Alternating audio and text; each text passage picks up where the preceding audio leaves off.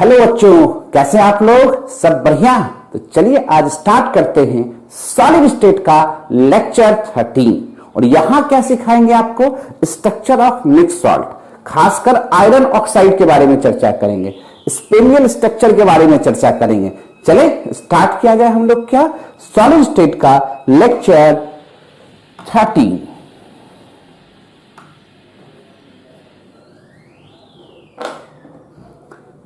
में पहले हम लोग नॉर्मल स्पेनियल स्ट्रक्चर किसको कहते हैं इसके बारे में जानकारी ले लें।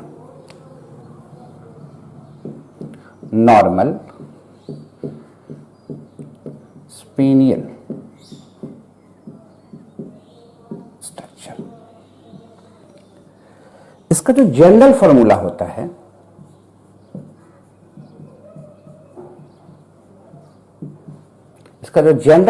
होता है वो आप लिख सकते हैं A(B2O4).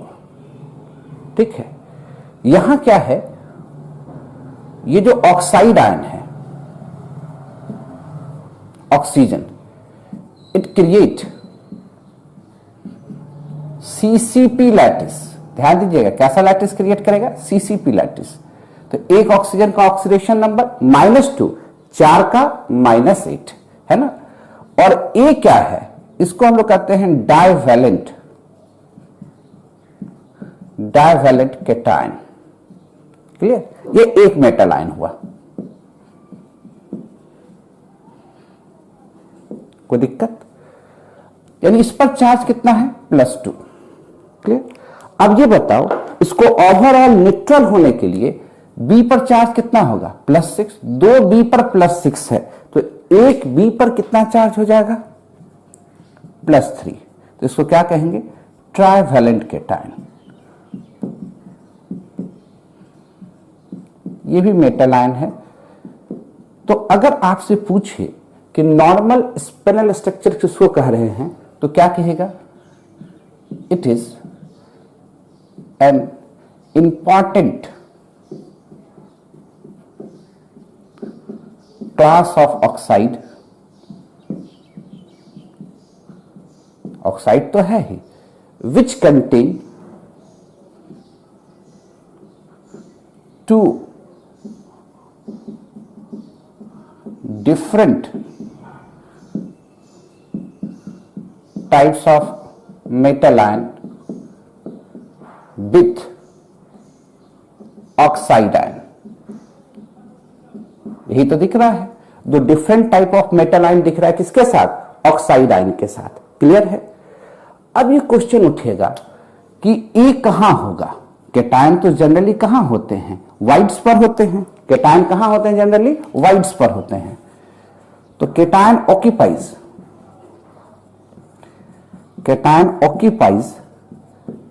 द वाइड ऑफ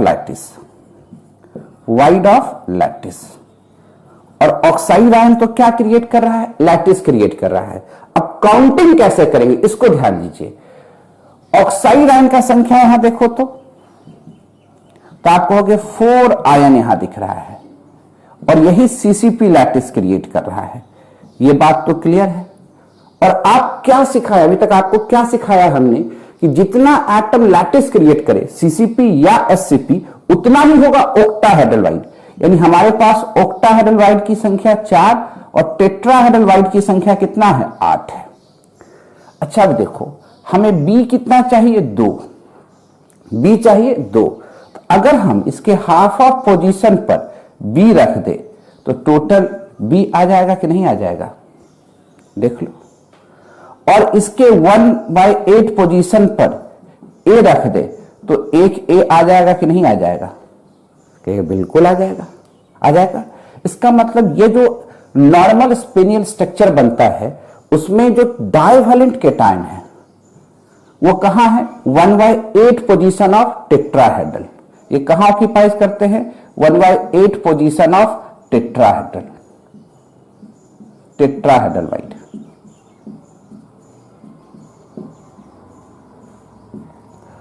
और जो ट्राइवैलेंट कैटायन है वो क्या कर रहे हैं?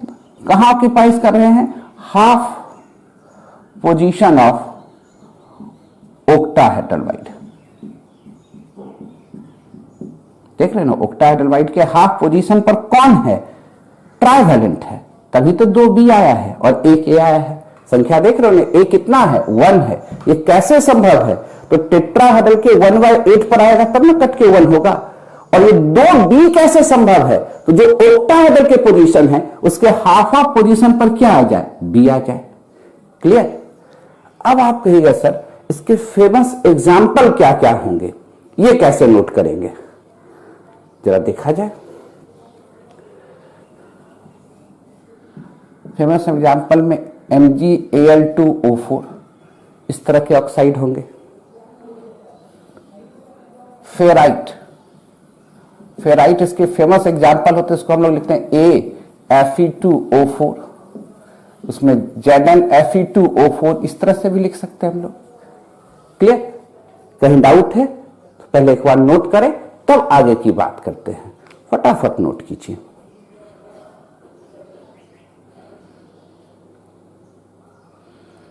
लिख लिए।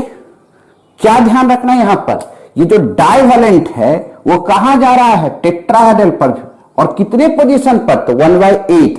और ट्राइवेलेंट जो है वो कहां जा रहा है, ऑक्टाहेड्रल के कितने पोजीशन पर, हाफ पोजीशन पर। कोई दिक्कत। और इस पैनल कैसा स्ट्रक्चर तैयार कर रहा है, तो CCP स्ट्रक्चर, इसमें कोई दिक्कत।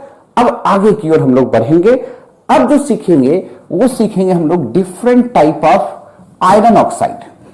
आयरन के ऑक्साइड को देख लें एक बार, उसके स्ट्रक्चर को देख लें।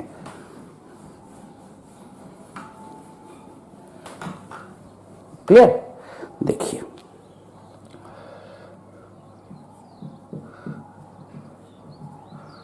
Different type of iron oxide structure.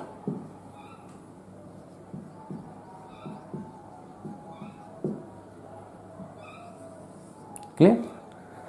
अब आयरन में एक बात समझिए, वेरिएबल ऑक्सीडेशन स्टेट होता है, +2 +3। कोऑर्डिनेशन नंबर में जाएंगे तो 0 1 भी कभी कभी दिखाते हैं, पर ये दोनों फेमस है।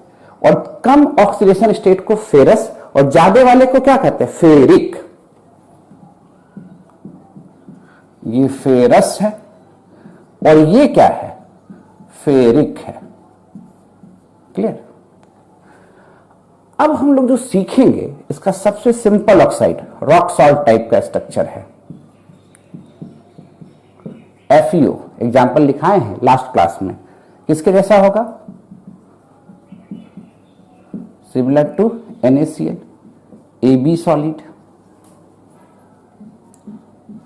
और एक बात और दिमाग में बैठा लीजिए, आयरन के जितने भी ऑक्साइड होंगे ऑल क्रिएट CCP लैटिस। जितने भी ऑक्साइड होंगे वो कैसा लैटिस क्रिएट करेंगे, CCP लैटिस। हाँ, ये बात अलग है कि कहीं टेट्राहेड्रल कहीं ऑक्टाहेड्रल वाइड पर केटायन शिफ्ट होता रहेगा, पर लैटिस क्रिएट होगा CCP, याद रहेगा। अब इसी में जब डिफेक्ट हो जाता है Fe0, कंफ्यूजन हो जाएगा ना, तो इसको हम लोग 0.590 ऑक्सीजन हो गया, पर लिखने का तरीका ऐसे होता है, ये 0 है आगे में और ये ऑक्सीजन है।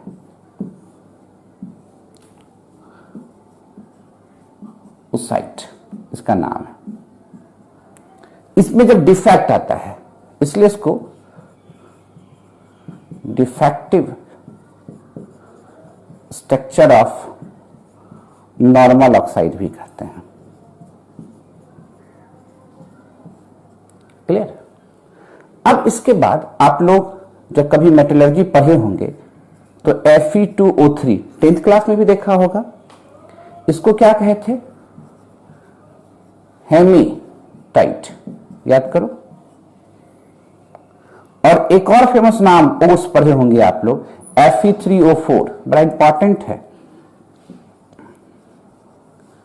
मैग्नेटाइट, याद करो। और यहां पर जब स्ट्रक्चर देखेंगे तो अभी जो नॉर्मल स्पेनियन स्ट्रक्चर बताए थे वैसा ना होके उसका क्या होगा वो तो दिखाएंगे, पर नाम से ही कुछ क्लियर हो जाएगा, इनवर्स स्पेनियन स्ट्रक्चर। ठीक है। इन सभी के बारे में अब जिक्र हम लोग को करना है। आयरन के कितने तरह के ऑक्साइड होंगे? दो। कितने तरह के ऑक्सीडेशन स्टेट यहां देखेंगे? दो। एक होगा अधिक वाला फेरिक, कम वाला फेरस। और ऑक्साइड किस रूप में दिखेंगे? नॉर्मल ऑक्साइड, जिसको रॉक सॉल्ट कहते हैं हम लोग, जो NaCl टाइप का स्ट्रक्चर बनाएगा, है ना। और उसमें जब डिफेक्ट आता है तो इस तरह के उस साइड स्ट्रक्चर भी बनेगा, ठीक है। ऐसे ही कंपाउंड जनरली एग्जिस्ट करते हैं नेचर में। अगर ऐसा रहता तब तो इसको नॉर्मल ऑक्साइड कहते, पर डिफेक्ट होने के कारण ऐसा दिखता है प्रायः, ठीक है, तो उसको क्या नाम दे दिया? उसाइट। और ये क्या होगा? हेमेटाइट और सब मैग्नेटाइट। पर जितने तरह के स्ट्रक्चर होंगे सबका बेस यूनिट एक जैसा होगा।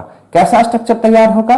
CCP lattice. और देखिएगा किस तरह से कैटायन कहां कहां पर डिस्प्लेस होते हैं और प्लेस होते हैं, ठीक है। पहले नोट कीजिए तो दिखाते हैं। लिख लिए? चले सभी तरह के सॉलिड पर हम लोग चर्चा कर लें। सबसे पहले सिंपल रॉक सॉल्ट वाला FeO पर जाएंगे।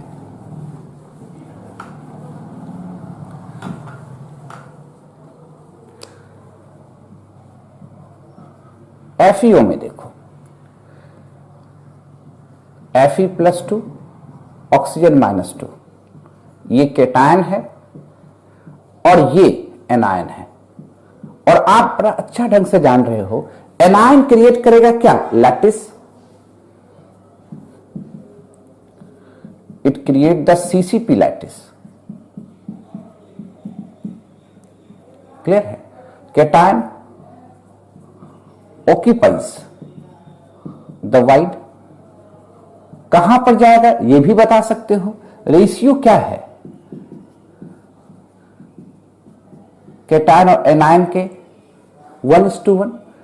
इसका मतलब जितना एटम लैटिस क्रिएट कर रहा है उतना ही वहां पर कैटायन प्रेजेंट है। और हम लोग लैटिस में क्या जानते हैं कि अगर ऑक्साइड आयन लैटिस क्रिएट कर रहा है, ऑक्साइड आयन लैटिस क्रिएट कर रहा है और इसकी संख्या, CCP लैटिस बना रहा है और इसका नंबर अगर X है तो ओक्टाहेड्रल वाइड इसका भी संख्या क्या होगा? X।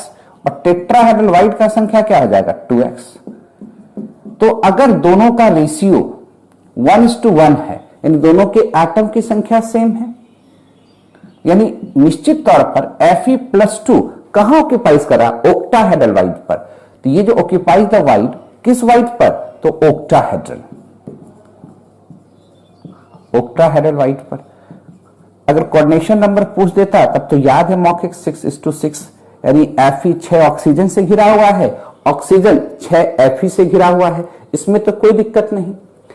और चूंकि मॉलिक्यूल्स होगा तो उसके पास तो ज्यादा नंबर ऑफ कैटायन एनायन होंगे, तो 1:1 रेशियो कहने का मतलब X/X, 50/50, 100/100, जितना संख्या दिया रहेगा दोनों क्या होगा? सेम होगा। क्लियर? ये नॉर्मल अरेंजमेंट हुआ, इसलिए इसको कहते हैं नॉर्मल ऑक्साइड। पर क्या होता है कि जब तक कैटायन एनायन का रेशियो एकदम फिक्स रेशियो में है, इस तरह से चल रहा है आपको, इसमें इसको हम लोग कहते हैं स्टैइकोमेट्रिक नंबर, स्टैइकोमेट्रिक कोएफिशिएंट फिक्स्ड है, चेंज नहीं हो रहा है। पर किसी कारणवश कुछ Fe आयन मिसिंग हो गया लैटिस से और इस तरह का स्ट्रक्चर बन गया। नेचर में इसी तरह का स्ट्रक्चर आता है। यहां क्या रेशियो था कैटायन एनायन का? 1:1। अब यहां पर जो रेशियो है वो देखो क्या है? 0.95:1। ये क्या मैसेज दे रहा है? ये मैसेज दे रहा है कि कुछ जो ऑक्सीजन के रिस्पेक्ट में जो कैटायन है वो कम गया। अभी क्या था? जितना ऑक्सीजन होना चाहिए था उतना ही Fe+2 यानी फेरस वाला होना चाहिए था, पर यहां तो है नहीं, है ना। यानी ये मैसेज दे रहा है कि जो नंबर है, number of Fe+2 ion less than oxide ion. तो आप कहिए सर ये कैसे संभव है? और दूसरा चीज, इस पर किसी प्रकार का चार्ज क्यों नहीं आया? तो एक की पॉइंट यहां पर नोट रखोगे कि जितने तरह के भी आयनिक क्रिस्टल होते हैं वो सभी हमेशा इलेक्ट्रिकल न्यूट्रलिटी को मेंटेन करते हैं। All type of ionic crystal always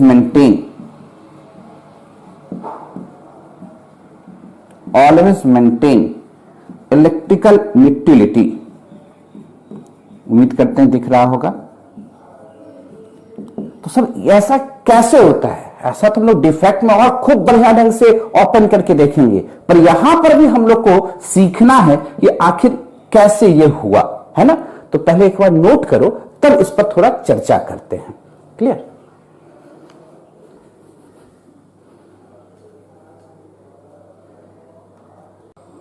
लिख लिए? अब थोड़ा स्ट्रक्चर पर चर्चा करें। नोट कर चुके हो? एफईओ का 3D स्ट्रक्चर बनाएंगे तो फिर तो बड़ा समय लगेगा। 2D से ही काम चलाए तो चल जाएगा, समझ जाइएगा। 3D तो देखिए, नमक का NaCl का स्ट्रक्चर बताने की तो जरूरत नहीं है। 2D से चलते हैं, नॉर्मल ऑक्साइड, और तब उसी में हम लोग चेक करेंगे Fe.950 उस साइड। अब जरा देखो,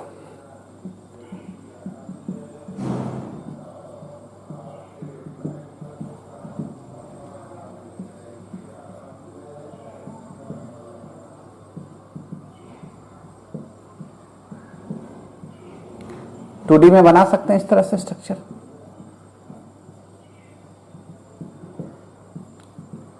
और भी लैटिस क्रिएट कर सकते हैं आप लोग, करने की जरूरत नहीं है। इस तरह से समझ जाइए, बहुत बड़ा जाल तैयार कर सकते हैं, नेटवर्क। अगर मान लो यहां पर 100 Fe है तो 100 ऑक्सीजन भी है, तो रेशियो 1:1। फॉर्मूला क्या है? FeO है। 50 है तो 50/50 फॉर्मूला FeO है। यानी यहां हमेशा जो केटायन एनायन का रेशियो है 1:1 है, और केटायन कहां पर ऑक्यूपाइज कर रहा है? तो ओक्टाहेड्रल वाइड पर। अब उतना लोकेट करके दिखाने की जरूरत नहीं, ये समझ रहे हैं आप लोग, है ना। अब ये जब हो रहा है तो निश्चित तौर पर कुछ Fe मिस कर रहा है। यानी अगर हम यहां पर इस तरह का स्ट्रक्चर बनाना चाहें, देखो ध्यान से,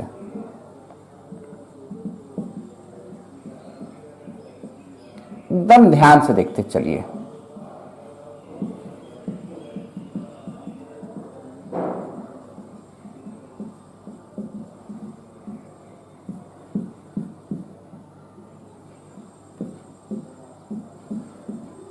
क्लियर है? कुछ Fe आयन मिस कर रहा है। ये रेशियो कहने का मतलब क्या? अभी तो 1:1 के रेशियो में जब देखते तो Fe+2 और ऑक्सीजन ये 0.951 आ रहा है, यानी ये रेशियो में आ रहा है आयरन और ऑक्साइड की संख्या। क्लियर?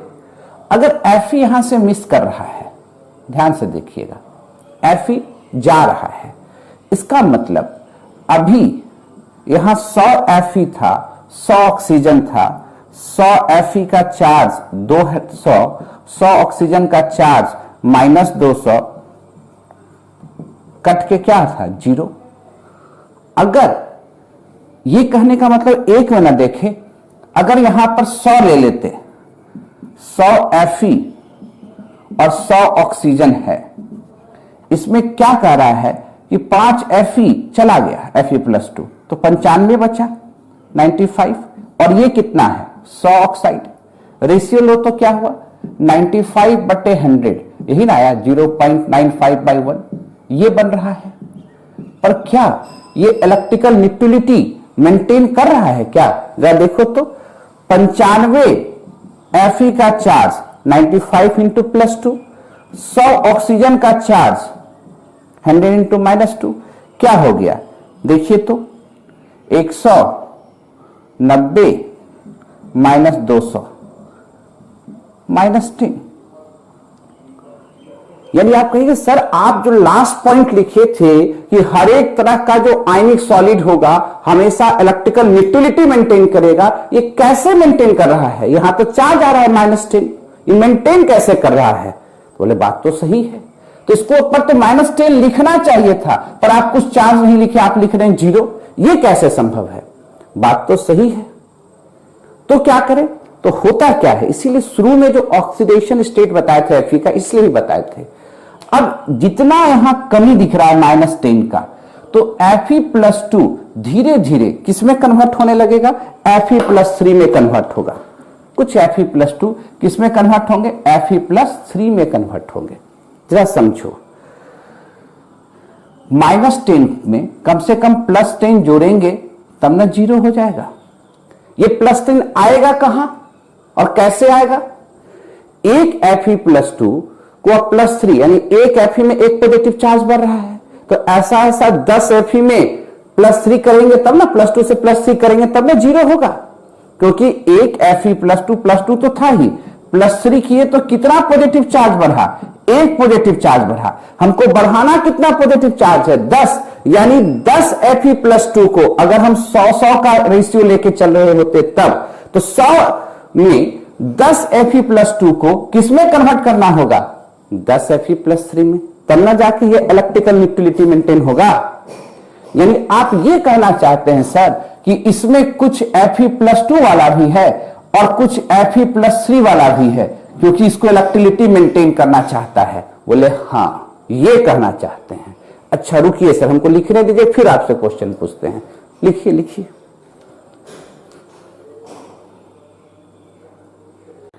लिख लिया? क्या कहना चाह रहे, समझ में आ रहा है?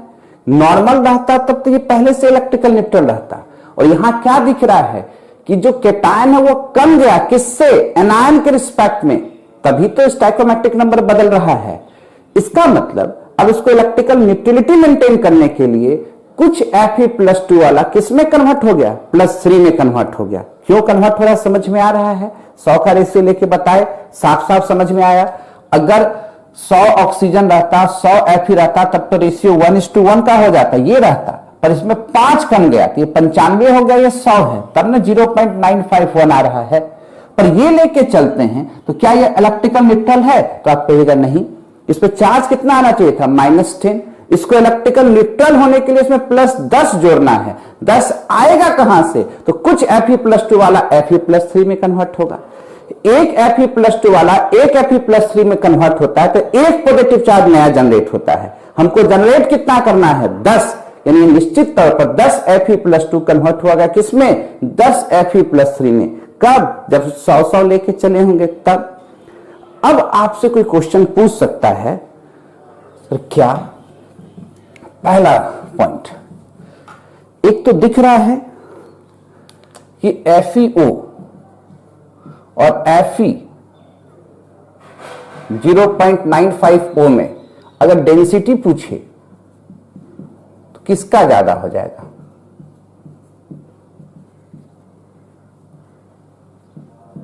पहले वाले का। क्लियर? यहां क्या है?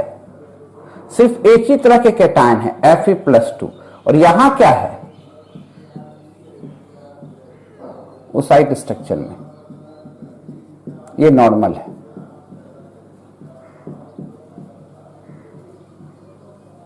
दोनों तरह के हैं। फिर ये भी तो पूछ सकता है कितना ओक्टाहेड्रल होल खाली हुआ, ये भी तो पूछ सकता है। और कितना Fe+2 वाला है, कितना Fe+3 वाला है, ये भी तो पूछ सकता है। अगर आपसे ऐसा क्वेश्चन पूछ दे,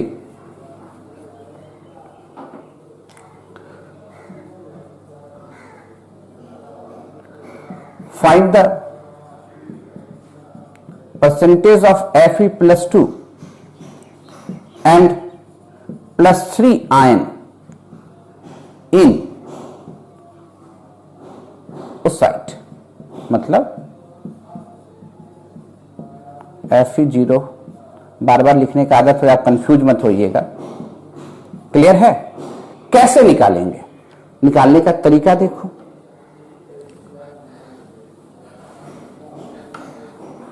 मौखिक भी निकाल सकते हैं, और जब बोर्ड एग्जामिनेशन में आ जाएगा तो करने का तरीका देखो कैसे बनाना।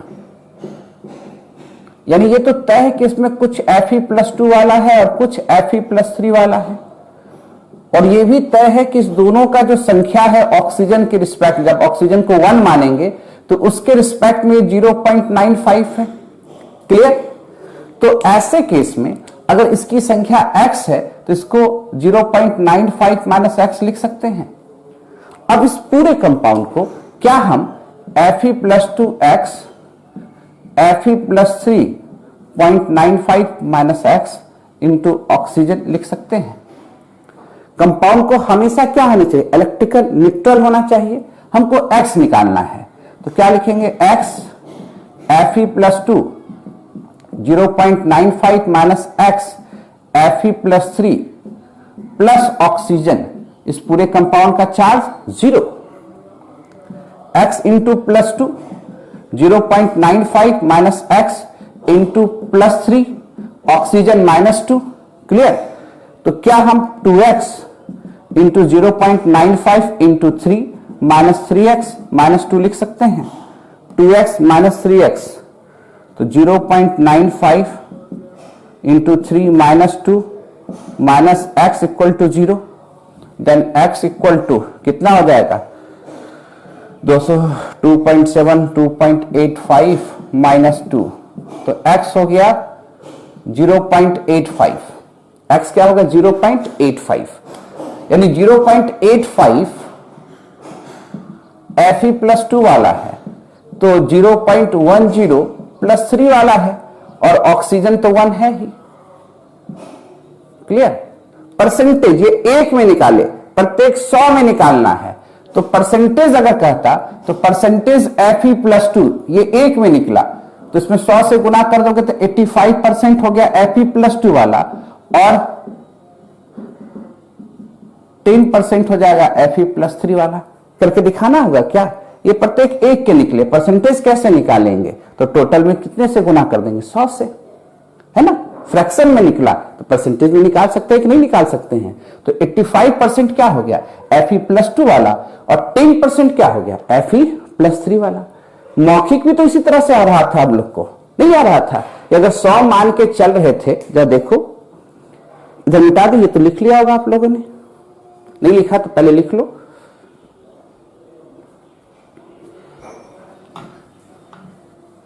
नहीं लिखा तो पहले लिख लो।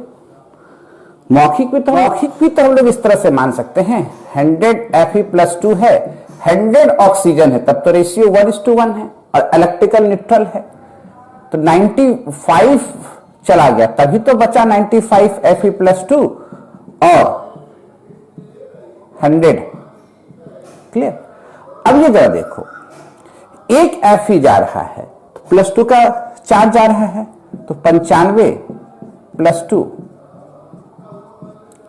तो 190 200 -10, इसमें जोड़ना कितना है? +10। +10 कैसे आएगा? जरा देखो, ध्यान से देखो कि Fe+2 वाला कन्वर्ट किस में हो रहा है? +3 में। हमको +10 लाना है तो एक कन्वर्ट हो रहा है तो 1 + 1 चार्ज बढ़ रहा है, तो कितना? तो 10 Fe+2 वाला किसमें कन्वर्ट होगा? 10 Fe+3 में, तब ना टोटल चार्ज +10 आएगा। इसका मतलब हमारे पास तो संख्या पहले से 95 था, उस 95 में जो 10 निकल के Fe+2 वाला किसमें चला गया? Fe+3 में चला गया, तो 10 निकल गया, तब तो 85 ही ना बचा हमारे पास Fe+2, और 10 क्या बन गया? Fe+3। वही तो निकालना परसेंटेज में, प्रत्येक 100 में। डाउट है? इस तरह से भी सोच सकते हैं, ऐसे भी सोच सकते थे। अब इससे फायदा क्या है? एक में निकल गया, 2 में पूछेगा 2 से गुना, 3 में पूछेगा 3 से गुना, 10 में पूछेगा 10 से गुना, 100 में पूछेगा 100 से गुना, ऐसे भी निकाल सकते थे। बोर्ड में आए तो इस तरह से चलना है ना? अब कोई पूछा सर वाइड हमको निकालना है, गैपिंग, कितना गैप हुआ? बोले ठीक है, अच्छी बात है, गैप निकालना चाहते हो। अच्छा ये बताओ, लिख लिया होगा, भुलाना मत भाई। Fe कहां पर है? वाइट पर। कहां पर? ओक्टाहेड्रल वाइट पर। क्लियर? और Fe, एक Fe+2, ध्यान से देखिएगा, एक Fe+2 अगर मिस होता है, एक एक Fe+2 मिस होता है, हटाते हैं, तो 2+2 चार्ज का नुकसान होता है। इसकी भरपाई करने के लिए 2 Fe को कन्वर्ट होना पड़ रहा है किसमें, +3 में, और एक होल क्रिएट हो रहा है। ये बात समझ में आ रहा है? यानी एक होल क्रिएट हो रहा है और 2 Fe+3 में कन्वर्ट हो रहा है। तो अगर हम ऐसे कहें कि 3 Fe+2 रिप्लेस हो रहा है 2 Fe+3 से, तो समझ में आ जाएगा। यानी 3 Fe+2 रिप्लेस कितने से हो रहा है, 2 Fe+2 से रिप्लेस हो रहा है ना। तो प्रत्येक एक कितने से रिप्लेस हो रहा है, 2/3 Fe+3। ऐसे भी फंसा के दे सकता है।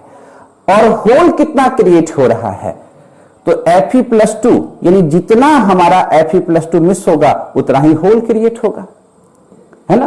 तो यहां कितने होल क्रिएट हुए, तो 5। अगर 100 लेंगे तो 5 क्रिएट होंगे, 1 लेंगे तो कितने हो जाएंगे, तो 0.5। क्या कि देखिए पैकिंग तो आपको दिख रहा है 95, 0.95, तो होल कितना क्रिएट हुआ, तो 0.5। 100 में कितना क्रिएट हो जाएगा, 5, 0.05। ध्यान दीजिएगा 0.05 है, तो 100 में कितने क्रिएट हो जाएंगे, 5। समझ रहे बात को, 1 में तो 0.05। होल कितना क्रिएट है ये भी समझा सकते हैं। इस तरह से क्वेश्चन अरेंज होके आएगा, तो बताने में दिक्कत, नोट कीजिए। तब अब चलते हैं हम लोग Fe2O3 की तरफ। फटाफट लिखिए, कहीं डाउट नहीं है, ये क्लियर समझ रहे हो कि 3 Fe+2 कन्वर्ट किसमें हो रहा है, 2 Fe+3 में, तो एक कितने में कन्वर्ट होगा, प्रत्येक एक पर बैठा लिए हिसाब। और एक ही गैप बनना, जितना Fe+2 खाली होगा उतना ही ना गैप बनेगा।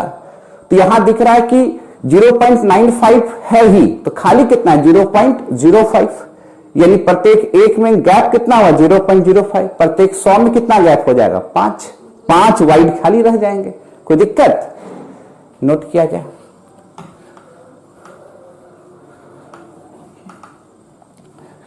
डिफेक्ट होता क्यों है, तो ये आएगा भी, इसके बाद का जो टॉपिक होगा ना, डिफेक्ट पर भी हम लोग ले चलेंगे, चर्चा करेंगे।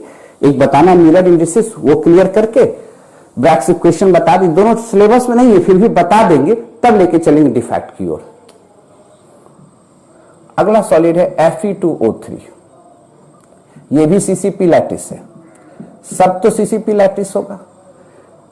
ऑक्सीडेशन नंबर निकाल लो पहले, ऑक्सीजन -6 +6, Fe+3 है, ऑक्सीजन -2 है।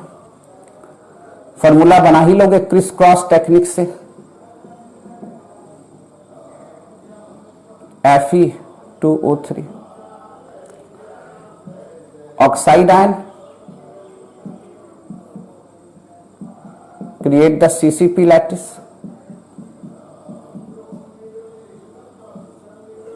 क्लियर। और ये कहां होगा, it occupies the octahedral wide, octahedral wide कहां ऑक्यूपाइज करेगा, ओक्टाहेड्रल वाइड। क्लियर। अब जरा देखो, ध्यान से देखना, 3 oxide ion CCP lattice create कर रहा है, तो ओक्टाहेड्रल की भी संख्या जहां पर Fe है वहां पर भी इसकी संख्या तो 3 ही होनी चाहिए था। यानी 3 एटम लैटिस क्रिएट करेगा, जितना एटम लैटिस क्रिएट करेगा उतना ही तो ओक्टाहेड्रल वाइड होगा कि नहीं। ओटी मतलब ओक्टाहेड्रल वाइड, तो वाइड की भी संख्या यहां पर कितना है, 3 है। पर इस 3 में कितने Fe आ रहे हैं, सिर्फ 2 ही आ रहे हैं ना, एक तो खाली स्थान रह जा रहा है ना जी, Fe+3 खाली रह जा रहा है ना। तो यानी हम लोग क्या लिख सकते हैं कि हर एक 3 ऑक्टाहेड्रल होल्स में, holes contain only 2 Fe+3 ion. यानी प्रत्येक एक होल कितना कंटेन करेगा, 2/3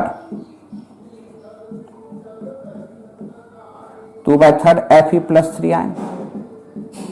यानी हम लोग क्या कर सकते हैं, ये जो लैटिस बना है वो कैसा बना है, तो oxide ion create the lattice and Fe+3 ion occupies octahedral wide. कितने ऑक्टाहेड्रल वाइड पर है, तो 2/3 ऑफ ओक्टाहेड्रल वाइड करके दिखा देते हैं, 2/3 ऑफ ओक्टाहेड्रल वाइड। है ना। 2/3 ऑफ ऑक्टाहेड्रल कैसे निकाले, देखो लो ध्यान से। अगर 3 ऑक्साइड आयन है तो उतना ही ऑक्टाहेड्रल होना चाहिए वाइड, ऑक्टाहेड्रल 3 ही होना चाहिए। पर Fe+3 कितने पर है, 2 ही जगह है, एक तो खाली है, वैकेंट स्पेस है, क्लियर है। यानी 3 ऑक्टाहेड्रल होल्स में 2 ही भरा, किसके द्वारा, Fe+3 से। तो प्रत्येक एक में 2/3, यानी 2/3 ही ऑक्टाहेड्रल भर रहा है, कि पूरा तो नहीं भरा है, पूरा तो पैकिंग नहीं है। पूरा पैकिंग किसमें था, FeO में, है ना। अब परसेंटेज कह देता कितना खाली है, तो इतना तो भरा हुआ है 2/3, खाली कितना है, तो ऑक्टाहेड्रल का 1/3 वैकेंट स्पेस है इस लैटिस में, और 2/3 Fe+3 आयन है, ऑक्यूपाइज स्पेस है। ऐसे भी तो मौखिक हम लोग दिमाग में रख सकते हैं, रख सकते हैं कि नहीं रख सकते। कितना खाली है, 1/3, भरा हुआ कितना है, 2/3। पहले नोट करो तो आगे बताते हैं। लिख लिया, मिटाया जाए। ये बात समझ में आई ना, कैसे 1/3 खाली है। भैया देखो ना, 3 ऑक्टा होल में एक खाली ही है, 3 ऑक्टा होल में 3 ऑक्टाहेड्रल जो वाइड है उसमें एक वैकेंट रह गया, तो 3 में एक खाली है, तो एक में कितना खाली रह जाएगा, 1/3, वही लिखा है, कोई दिक्कत। अब इसी को दूसरे ढंग से हम प्रूव करके दिखाते कैसे ये लैटिस आता है, तो ध्यान से देखिएगा। वैकेंट स्पेस भी समझ में आ रहा है।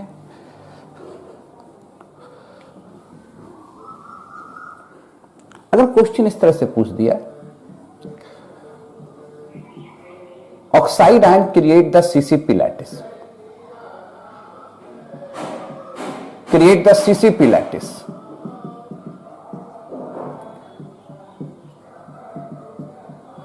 and ferric ion Fe+3 ion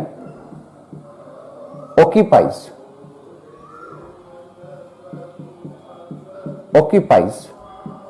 2/3 of octahedral wide, then find the formula, पहले भी देखे तो यहां सिर्फ प्रूफ करने के लिए बता रहे हैं कि आप समझ जाइए। ऑक्साइड आयन लैटिस क्रिएट कर रहा है, ये ऑक्साइड आयन है। अगर इसकी संख्या को हम लोग x मानते हैं, क्या मानते हैं, x, ठीक है, तो ऑक्टाहेड्रल वाइड का भी संख्या कितना होगा, x होगा। पर इसके 2/3 ही पोजीशन पर ना Fe+3 है ना। तो what is the ratio, Fe+3 and oxide ion का रेशियो क्या हो गया, 2/3 x कट जाएगा, तो क्या लिख देंगे, Fe2O3। लिख सकते हैं कि नहीं लिख सकते हैं, आराम से। वही फॉर्मूला आया कि नहीं आया। अब इसी क्वेश्चन को अगर हम कह देते, ऑक्साइड के जगह पर हम कह देते कोई B आयंस है, B एटम है, B atom create the CCP lattice and A atom occupies 2/3 of octahedral wide, तभी तो निकाल देते। तो क्या लिखते, A एटम क्रिएट कर रहा है CCP लैटिस, उसकी संख्या x, ऑक्टाहेड्रल वाइड का भी संख्या x, पर उसके कितने हिस्से पर, 2/3 पर ही तो B है। तो रेशियो क्या हो जाता है, A B का x, 2/3x, 3/2, क्या लिखते A3B2, या सजा के लिखते तो B2A3। लिख सकते हैं कि नहीं लिख सकते हैं। तो कैसे लिखना, ये बात समझ में आ रहा है। पहले एक बार नोट कर लो, समझ में आया। खाली कितना रहेगा ये भी समझ में आया, खाली होगा तो पैकिंग FeO के रिस्पेक्ट में तो थोड़ा सा कमजोर होगा ही, ये भी बात समझ में आ रहा है। अब हम लोग तीसरा टाइप के ऑक्साइड पर चर्चा कर ले, पहले लिख लीजिए तब चर्चा करते हैं। लिख लिए। अगर आप चाहते हैं कि नहीं हम कंपेयर करें FeO से, उसी से तो बनना चाहिए सर, जब सब CCP लैटिस है तो वहीं से तो ऑरिजिन हुआ होगा, बिल्कुल कंपेयर तो वहीं से करना है। तो करके दिखाइए सर, कैसे नॉर्मल ऑक्साइड से हेमेटाइट बनता है Fe2O3, क्लियर। अच्छा ये बताओ, ये ऑक्साइड आयन है, यही CCP लैटिस क्रिएट करेगा, इसकी संख्या x मान लिया, तो Fe+2 आयन जो ओक्टाहेड्रल वाइड पर होगा उसका भी संख्या कितना होगा, x। अब तो बार बार लिखने की जरूरत तो नहीं है, x।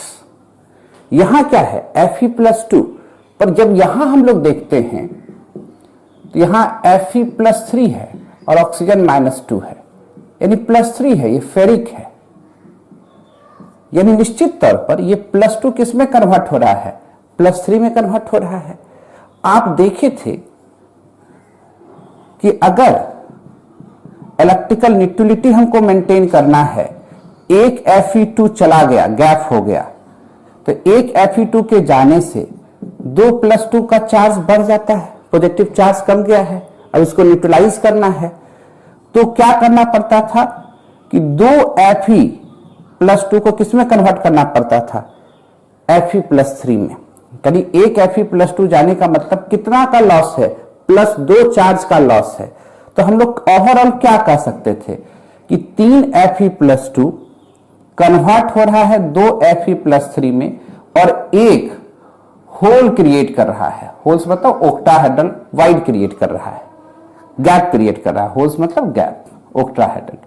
तो प्रत्येक एक में कितना होगा, 2/3 कन्वर्ट होगा Fe+3 में और 1/3 क्या हो जाएगा, होल्स हो जाएंगे। क्लियर। अगर इससे कंपेयर करेंगे तो अगर ऑक्साइड आयन की संख्या x है और सभी Fe+2 किसमें कन्वर्ट होना चाह रहा है, Fe+3 में, और Fe+2 कन्वर्ट इनटू Fe+3, तो Fe+2 की संख्या कितना है, x। तो कितने Fe+3 हो जाएंगे, 2/3 Fe+3, 2/3 इंटू x Fe+3, और होल भी कितना आ जाएगा, 1/3x होल्स हो जाएंगे। अब Fe+3 का संख्या आपको पता चल गया कितना है, 2x/3। ऑक्साइड आयन का संख्या पहले से पता है कितना है, x। रेशियो ले लो ना, कट गया, क्या हो जाएगा, Fe2O3। हो क्या रहा है कि Fe+2 कन्वर्ट किसमें हो रहा है, Fe+3, और कन्वर्सन से फॉर्मूला बन गया क्या, Fe2O3। वाइड मतलब खाली स्थान भी जगह दिख रहा है, पर Fe+2 भी ऑक्टाहेड्रल जगह पर था, ऑक्टाहेड्रल वाइड पर था, और Fe+3 भी ऑक्टाहेड्रल वाइड पर है। फॉर्मूला बदल गया और नया होल क्रिएट हो गया, यही ना हुआ है। तो ऐसे भी हम लोग सोच सकते हैं, कहीं कोई दिक्कत। अब हम लोग को सीखना क्या है, क्या, मैग्नेटाइट। नोट कीजिए, तब मैग्नेटाइट की ओर बढ़ा जाए। कंफ्यूजन कहीं पर मिटा दिया जाए, इससे भी कंपेयर कर सकते थे हम लोग।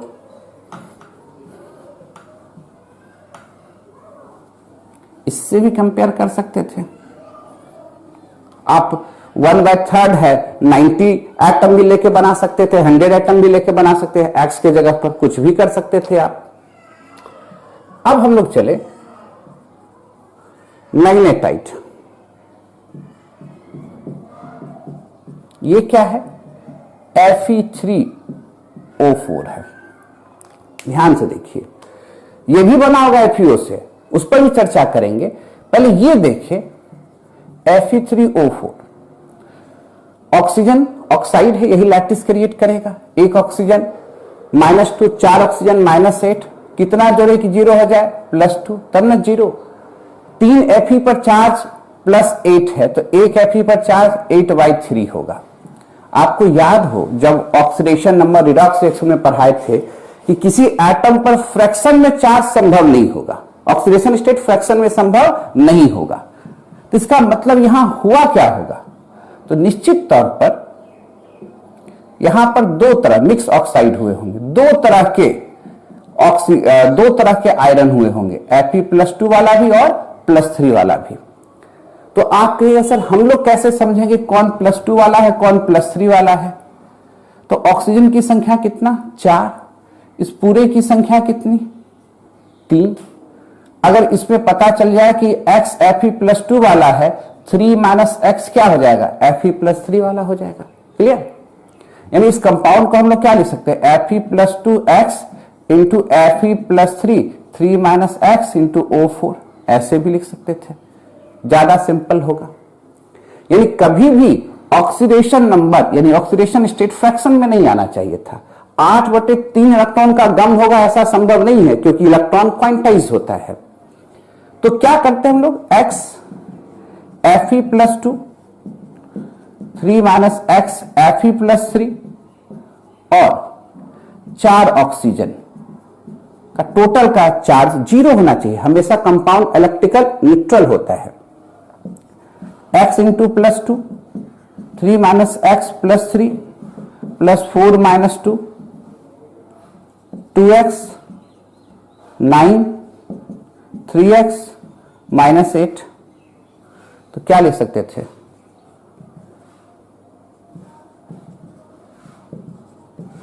x = 1। यानी ये क्या दिखा कि Fe+2 वाला 1 है, +3 वाला 2 है और 4 ऑक्सीजन है। अगर इसको तोड़ के लिखे, +2 के साथ ऑक्सीजन जोड़े तो फॉर्मूला क्या बनेगा, FeO। +3 के साथ ऑक्सीजन जोड़ें तो फॉर्मूला क्या बनेगा, Fe2O3। इसका मतलब ये जो Fe3O4 है वो मिक्सचर है FeO प्लस Fe2O3 का, ऐसा कह सकते हैं। ये मिक्स ऑक्साइड के रूप में है। क्लियर? कैसे लाए, समझ में आ रहा है बात? क्या कि 8/3 फ्रैक्शन में लिखना ये गलत होता, तो क्या होता, तब तो यहां कुछ Fe+2 वाला होगा, कुछ Fe+3 वाला होगा, तभी तो चार्ज जाके 0 होगा। अभी देखो ना, चार्ज आपको 0 दिख रहा होगा ऑक्सीडेशन स्टेट। -2 + 2 -6 + 6 कंप्लीट 0 आ रहा है कि नहीं? कहीं कोई फ्रैक्शन में आया नहीं, तो क्यों यही फॉर्मूला होगा, ये समझ में आ गया हम लोग को। अब इस पर चर्चा करते हैं। क्लियर? पहले नोट कीजिए।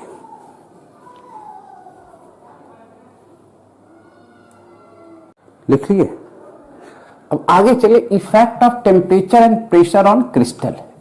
समझ गए सबका ऑक्साइड का? क्वेश्चन और कराएंगे तो और कहानी और स्पष्ट होता चला जाएगा। क्लियर? यानी सब ऑक्साइड आयरन का बना FeO से ही, ये बात तो दिख ही रहा था आप लोग को। इफेक्ट ऑफ टेम्परेचर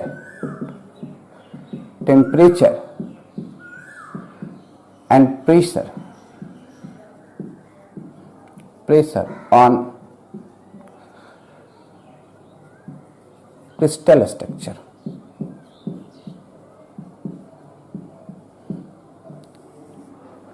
जो हम लोग देखे इनिशियल स्ट्रक्चर, खासकर AB, ये चेंज भी कर सकता है दूसरे स्ट्रक्चर में, पर एक कंडीशन पर चेंज करेगा। नॉर्मल कंडीशन में ये इसी रूप में एग्जिस्ट करता है, नॉर्मल कंडीशन में टेम्परेचर प्रेशर पर हम प्रेशर बढ़ाना शुरू कर दें तो ये अपना रंग बदलेगा। अभी कोऑर्डिनेशन नंबर 6:6 है इनिशियल के स्ट्रक्चर का, और अगर हम प्रेशर खूब हाई कर दे तो जानते हैं ये सीजियम क्लोराइड टाइप के स्ट्रक्चर में कन्वर्ट होने लगेगा। ठीक है? और डाउट है कहीं पर? वहां कंडीशन नंबर 8:8 हो जाएगा। और जब सीजियम क्लोराइड से वापस सोडियम क्लोराइड में लाना होगा तो फिर टेम्परेचर बढ़ाना होगा। टेम्परेचर बढ़ाएंगे तब वापस इस स्ट्रक्चर में आएंगे, और करीब करीब सोडियम क्लोराइड के लिए 760 केल्विन डालते हैं तो इसमें ये कन्वर्ट होता है ना? तो इन सभी चीजों को भी दिमाग में रखना, इसका जरूरत पड़ता नहीं उतना, पर यह समझ में आ रहा है कि क्रिस्टल के स्ट्रक्चर को कंडीशन बना के तोड़ा जा सकता है, और तोड़ने में कुछ अगर गड़बड़ी हो गया तो डिफेक्ट हो जाएगा, जो अगला पॉइंट में हम लोग को डिस्कस करना है। क्लियर है? तो अभी थोड़ा सा सिखा देंगे, नेक्स्ट क्लास में मिलर इंडिसेस, बैक्स इक्वेशन, कुछ सवाल करा देंगे, तब डिफेक्ट क्यों ले जाएंगे। तो आज हम लोग इतना ही रखते हैं, बाकी कल मिलेंगे। नोट किया गया।